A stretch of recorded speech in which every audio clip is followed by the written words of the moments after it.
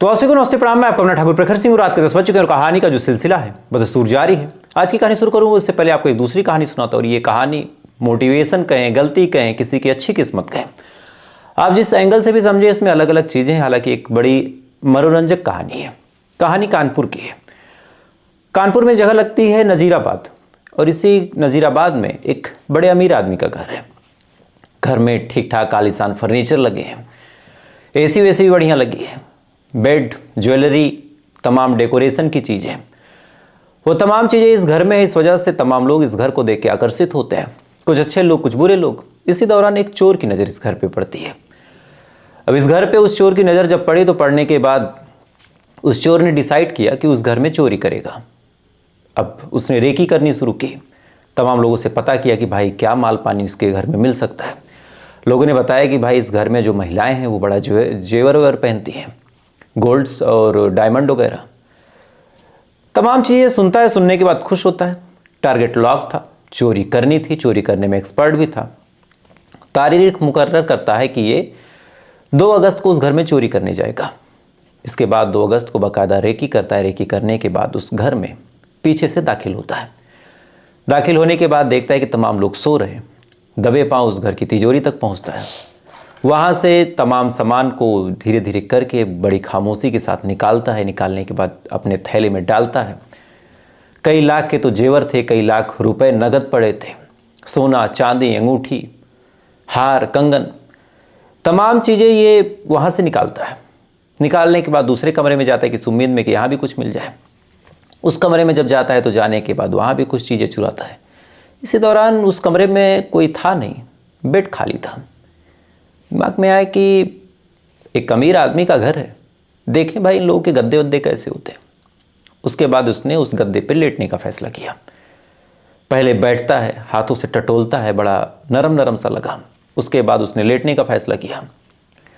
Late गया। फिर उसे लगा कि अभी तो 12-12 बजे हैं, सुबह लोग 4-5 बजे उठते हैं, तो एक काम करता हूँ, सो के देखता हूँ, थोड़ा सा आराम करता हूँ, फिर अभी आधे घंटे में यहाँ से निकल जाऊँगा। इसके बाद वो उस गद्दे पे लेटता है। अब अमीरों के घरों के गद्दे की क्या बात करें, जैसे लेटता है वो गद्दा खुद इनको अपने कंट्रोल में ले लेता है। 2-4 मिनट बाद ये उठने की कोशिश करते हैं, लेकिन दिल है कि मानता नहीं। गद्दा ये ले नहीं जा सकते थे। फिर आया कि चलो एक झपकी मार लेते हैं, क्या दिक्कत है। उसके बाद इन्होंने एक झपकी मारी। थोड़ी देर बाद इनको अपने कंधे पे एक हाथ महसूस हुआ। जब हाथ महसूस हुआ तो इन्होंने आंखें खोली। उसके बाद ये सामने देखते हैं तो तमाम लोग खड़े, चारों तरफ रोशनी। इनको लगा कि ये पकड़े गए। उसके बाद समय इन्होंने देखा तो पता चला कि सुबह के 7 बज रहे थे।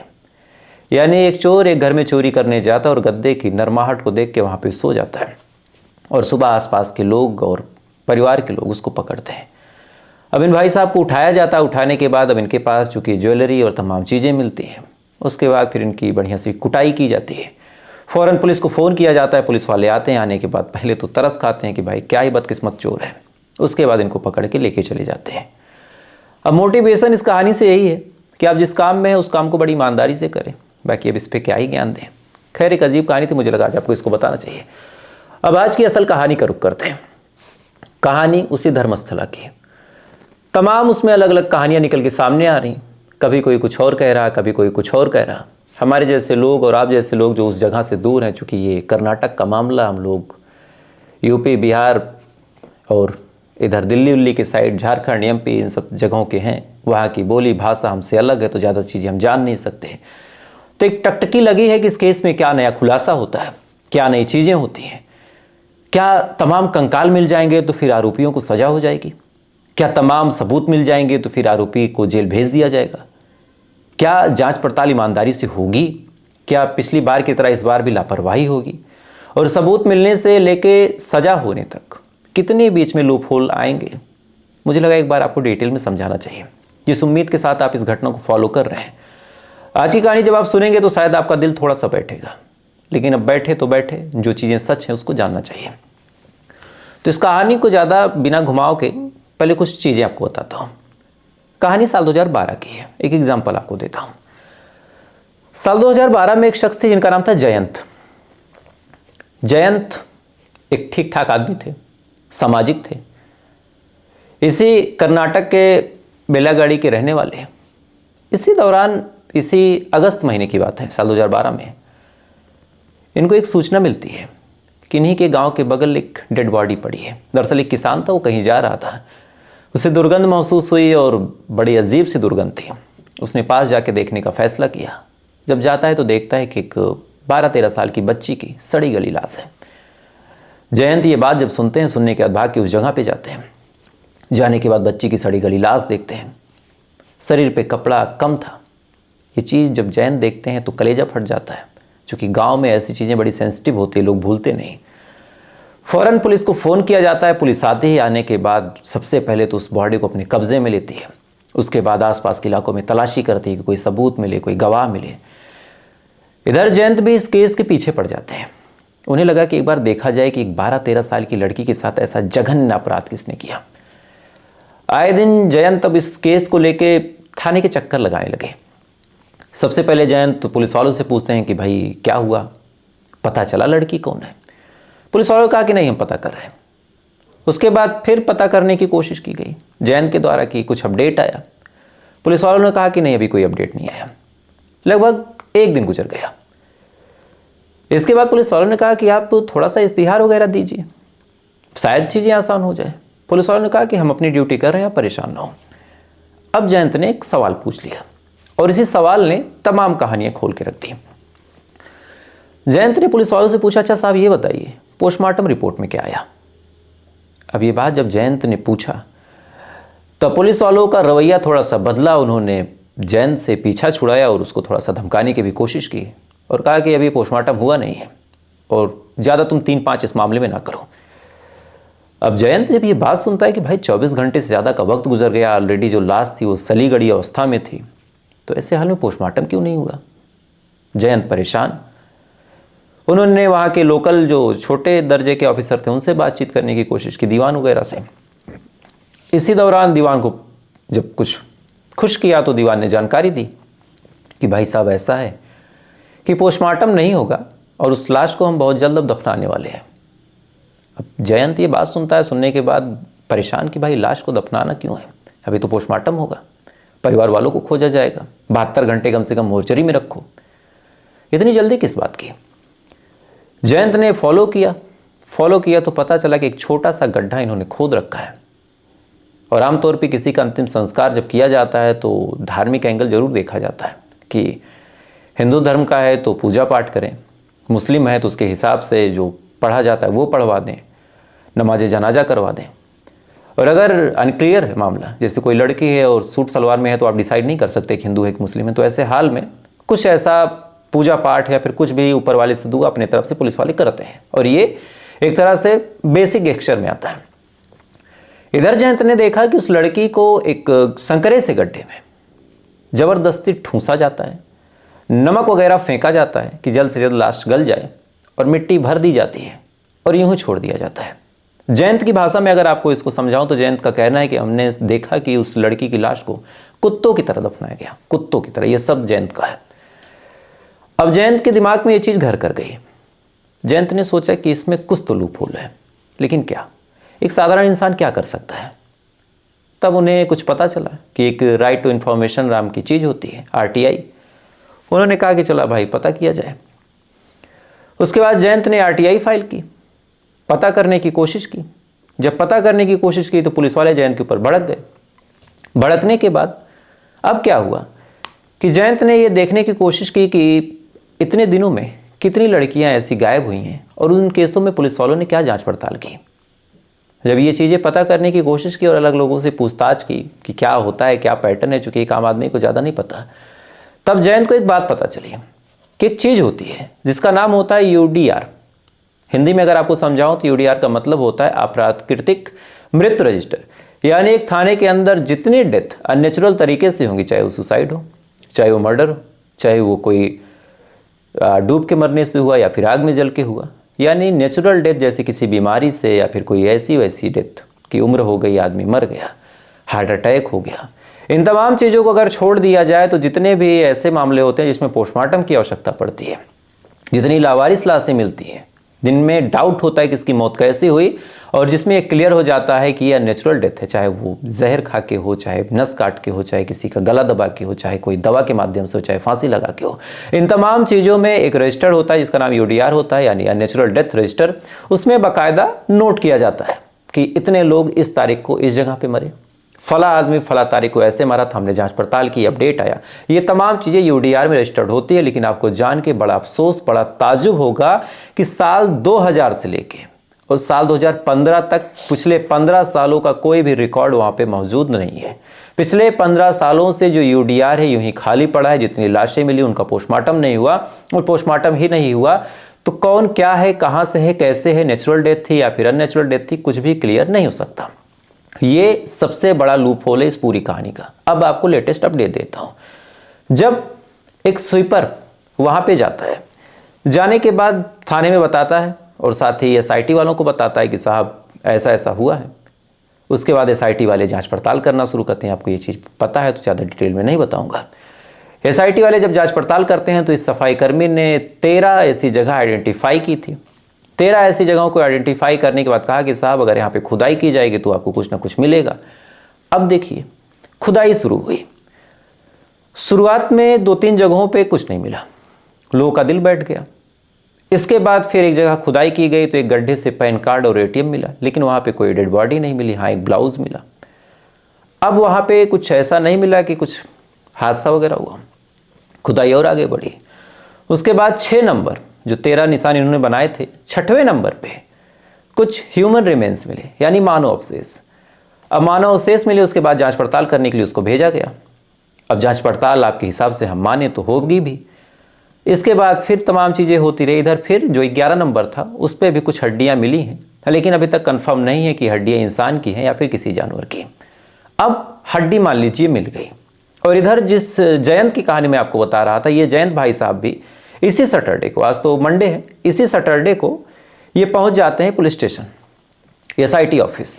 और वहाँ पे कहते हैं कि मुझे एक लड़की का पता है, जयंत का कहना है, और उस लड़की को भी यूं ही कुत्ते की तरह दफनाया गया था, और उसकी भी लाश ऐसे मिली थी और मुझे पता है कहाँ दफनाया गया। तो अगर आप चाहें तो मैं आपको वो जगह बता देता हूँ, और उस जगह पर अगर आप खुदाई करवाएंगे तो आपको तमाम चीज़ें क्लियर हो जाएंगी। अब जयंत ने जब ये चीज़ें बोली, पुलिस वाले और एसआईटी के जो लोग थे वो सन्न, चूंकि दूसरा ऐसा शख्स आया था जिसका कहना था कि हाँ कहीं कुछ ऐसा है जो मैं जानता हूँ। जयंत से पूछा गया कि भाई अब तक क्यों खामोश थे, तो जयंत का अपना बयान है कि भाई मुझे डाउट था कि गलत आदमी को अगर ये जानकारी दे दूंगा तो गलत आदमी उस लाश को भी ठिकाने लगा देगा, कोई कार्रवाई होगी नहीं। अब जयंत भी एसआईटी के पास हैं। सैटरडे को इन्होंने ऐसी बयान और दलील दी। एसआईटी का कहना है सैटरडे को कि देखिए आज तो लेट हो गया और कल संडे है, तो कल दफ्तर बंद रहेगा। परसों यानी मंडे यानी आज, सैटरडे को ये शख्स एसआईटी ऑफिस गया था, संडे को छुट्टी थी, ऐसा एसआईटी वालों को कहना है। तो इससे कहा गया कि आप मंडे को आइए, तमाम सबूत लाइए और सबूत हमारे सामने रखिए, आप प्रॉपर कंप्लेन कीजिए, तब हम आपके मामले पे ध्यान देंगे। ये एसआईटी का कहना है। इसी बीच एक और चीज़ निकल के सामने आई। जिस सफाई कर्मी ने वहाँ पे बयान दिया, जिसके कहने पे तमाम जांच पड़ताल शुरू हुई, उसकी वकील का आरोप है कि एसआईटी का ही एक शख्स ऐसा है जो इस आदमी को धमका रहा था और कह रहा था कि इस केस में पीछे हट जाओ नहीं तो तुम्हारे साथ बुरा हो जाएगा। तो एसआईटी से ही धमकी भी मिल गई, ऐसा वकील साहब का कहना है। जयंत का कहना है कि हम सैटरडे को गए थे, लेकिन एसआईटी ने कहा कि मंडे को आओ, और आज मंडे है, आज ये जाएंगे, ये कंप्लेन करेंगे, जगह बताएंगे, तब शायद कल परसों में वहाँ खुदाई हो गई। तो ये तो अभी काम चल रहा है। अब एक अहम सवाल जो मैंने शुरू में आपके सामने रखा और जो चीज़ आपके सामने क्लियर होनी सबसे ज़्यादा जरूरी है, लोग चाहे जितनी उम्मीदें दें लेकिन सच्चाई आप जानिए। मैं मानता हूं कि 13 के 13 जो जगह आइडेंटिफाई हुई वहां पे डेड बॉडी मिल जाएगी। साथ ही जो ये शख्स जयंत गया था, ये भी अगर एक नहीं 10 जगह बता दें और 10 जगहों पे कंकाल मिल जाए, ये भी मैं मान लिया, तो कैसे कार्रवाई होगी? ये जो लाशें होंगी ये 2000 से 2015 के बीच की होंगी, 2012 के बीच की होंगी, और 2000 से लेकर 2015-2012 के बीच जितनी लाशें मिली उनका कोई रिकॉर्ड नहीं है, कोई गुमशुदा की जो रिपोर्ट है वो मौजूद है नहीं, अननेचुरल डेथ रजिस्टर्ड में किसी का नाम नहीं दर्ज है। तो अगर आज कंकाल मिल जाए तो पहला सवाल ये है कि मरने वाला कौन है? कंकाल से अब वेरीफाई करा नहीं सकते। 140 करोड़ की जनसंख्या, डीएनए मैचिंग सैंपल तो पॉसिबल किसी एंगल से नहीं है। और सबसे बड़ी बात यह है कि सैकड़ों लोग थे, सैकड़ों परिवार वाले थे। कोई यहाँ का था, कोई बाहर का था, तो या तो एसआईटी हर एक घर पे कांटेक्ट करे जिनके घरों के लोग गायब हुए हैं और पूछे कि साल 2000 से लेके 2015 तक कितने घरों के लोग गायब हुए हैं। वो पेरेंट्स आगे आए, आगे आने के बाद वो पेरेंट्स अपना डीएनए सैंपल दें और एक एक कंकाल को सैकड़ों डीएनए सैंपल से मैच करवाया जाए और फिर चेक किया जाए कि डीएनए सैंपल किससे मैच होता है। जब ये चीज़ कहीं मैच हो जाए तब इन परिवार वालों से पूछा जाए कि एग्जैक्ट उस दिन आपकी बच्ची या फिर आपका बच्ची होगी, आपकी बच्ची गायब कैसे हुई। परिवार वाले अपना बयान देंगे। साल 2000 से लेकर 2015 तक कई सारे ऐसे मुखबिर होंगे उस मामले में, कई सारे ऐसे सबूत, कई सारे ऐसे चश्मदीद होंगे जिनकी मौत हो गई होगी। कई सारे ऐसे, जैसे सौजन्या का केस मैंने बताया, आज शायद सौजन्या के चाचा इस दुनिया में ना हो जिन्होंने आखिरी बार देखा था। आज शायद वो गार्ड ना हो जिसने आखिरी बार देखा था। क्योंकि ये 2012 से लेकर 2025-13 साल में आदमी कितने मर गए, कितने नए पैदा हुए। और तमाम पुराने इतने केस हैं कि क्राइम सीन के मिलने का कोई सबूत नहीं हो सकता। क्राइम सीन पे आपको कुछ मिल नहीं सकता। मर्डर वेपन अगर एक छुरी भी होगी तो इतने सालों में वो जंग खा के किसी कबाड़ वाले के पास जाके उसको पिघला के कुछ और बना दिया गया होगा। रस्सी, दुपट्टा या फिर जो एक आइडेंटिटी कार्ड का पट्टा होता, अगर उससे किया गया या फिर किसी और कपड़े से किया गया तो वो तो सलगड़ गया, वहाँ कुछ मिलना नहीं है। चाकू तलवार का कोई एंगल नहीं बचता, कोई फिंगरप्रिंट मिलना नहीं है। तो अभी कम से कम 6 महीने आप ये मान के चलिए कि पुलिस वालों को पूरी ईमानदारी से, अगर पुलिस वाले काम करें, पूरी ईमानदारी से एसआईटी काम करे, तो 6 महीने लग जाएगा ये पता करने में कि जो भी एक खोपड़ी मिली वो किसकी है। नहीं तो इसका एग्जाम्पल आप सोचिए कि एक पैन कार्ड मिला, एक आधार कार्ड जैसा कुछ मिला। आपने ये चीज़ शमस खान साहब से सुनी, अभी तक आपको पता नहीं चला होगा कि आखिर वो था किसका। तो जांच पड़ताल कितनी इंटेंस लेवल पे होगी, आप इस बात का अंदाजा लगा सकते हैं। खैर, अब 6 महीने अगर ये पता भी चल गया कि किसकी है, तो उस आदमी का कत्ल किसने किया ये पता करने का क्या तरीका। चूंकि बहुत बार ऐसा हुआ कि नाम सामने थे, पुलिस वालों ने उसको पीछे किया, सीबीआई तक पीछे कर गई। तो सवाल कई सारे हैं, जवाब कोई नहीं है। और अगर आप इस केस को ध्यान से समझें तो बस इतना अपने आप को समझा लें कि इस देश में गरीब के लिए, इस देश में परेशान के लिए, इस देश में ऐसे शख्स जिनका पॉलिटिकल कनेक्शन बहुत ऊपर तक नहीं है, उनको इंसाफ मिलना नेक्स्ट टू इम्पॉसिबल है, नेक्स्ट टू इम्पॉसिबल। एक बार संभव भी हो तो उससे भी आगे की चीज़ है। तो ऐसे हाल में बस आप इतना ही आपसे कहूँगा, क्योंकि पिछले 3 महीनों में, 4 महीनों मैंने बहुत कुछ चीज़ें नोटिस की कि अगर आपके पास ज़्यादा पैसा नहीं है, आपके पास ज़्यादा पॉलिटिकल कनेक्शन नहीं है, अपने जान, अपने माल की हिफाजत आप खुद करें। कोई भी आपके लिए खड़ा नहीं होगा, खासकर तब जब आपकी लड़ाई किसी अमीरजादे से हो, किसी ऐसे शख्स से हो जिसका पॉलिटिकल कनेक्शन बड़ा अच्छा हो। इससे ज़्यादा कुछ कहना शायद अब ज़रूरी नहीं, आप खुद समझदार हैं। क्योंकि इस केस में जितनी चीज़ें मैंने आपको समझाई, अगर आप क्राइम की कहानियाँ सुनते होंगे तो इन तमाम चीज़ों के बारे में आपको पता होगा कि कैसे एक लाश आइडेंटिफाई की जाती है, क्या पैटर्न होता है, क्या गुमशुदगी की कंप्लेन होती है, क्या सच में उन सैकड़ों घरों तक पुलिस वाले जाएंगे भी, या फिर यूं ही एक अनआइडेंटिफाई लाश के रूप में ख़त्म कर दिया जाएगा। छोटी सी अगर खोपड़ी या फिर जान की हड्डी मिली तो आप ये पता भी नहीं लगा सकते किसी भी तरीके से कि इसका मर्डर ही हुआ था या फिर नेचुरल डेथ थी।